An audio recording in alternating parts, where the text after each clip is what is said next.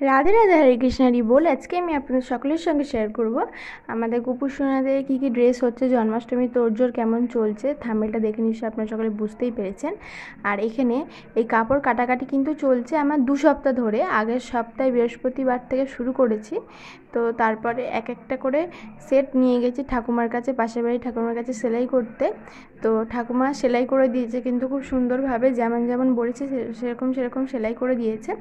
আর এই যে আপনার সকলকে দর্শন করিয়ে দিলাম, এই যে ঠাকুমা এখন সেলাই করে দিচ্ছে। আর এখানে ফাইনালি আমার 2 সপ্তাহ পরে সমস্ত ড্রেস তৈরি হয়ে গেছে। তো আর এই যে এই প্লাস্টিকটার মধ্যে যে নীল রঙের ড্রেসগুলো ছিল, ওগুলো তো আমি আগের ভিডিওতে দেখিয়েছি, গোলুসোনা বাড়িতে যখন ঘুরতে গেছিলাম ওই ভিডিওটা দেখে নেবেন, ওখানে সমস্তটা দেখানো আছে। আর এই যে এখানে হচ্ছে সাদা সেটটা আছে ড্রেসের। এখানে আমি এখানে 3টে সেট বানিয়েছি ড্রেসের, আর আরেকটা নিজের হাতে সেলাই করে বানিয়েছি। আর এই যে এটা হচ্ছে সবুজ সেট, আর তারপরে বানিয়েছি বালিশের ওয়ার, কুচি দেওয়ার চাদর। তো সমস্ত কিছুর পরে রাতে বসে গেছি গোপাল ভাইদের অঙ্গরাজ করতে। তো সকলেরই একটু একটু করে অঙ্গরাজ উঠে গেছিলো। আর এই যে বড়ো ভাইকে দর্শন করাতে গিয়ে বড়ো ভাইয়ের সামনে ক্যামেরা নিয়ে যেতে গিয়ে বড়ো ভাই আমার গালে রং লাগিয়ে দিয়েছে। তো তারপর আমি বার্নিশও দিয়েছি, এই যে এখন বার্নিশ দিয়েছি সকলকে।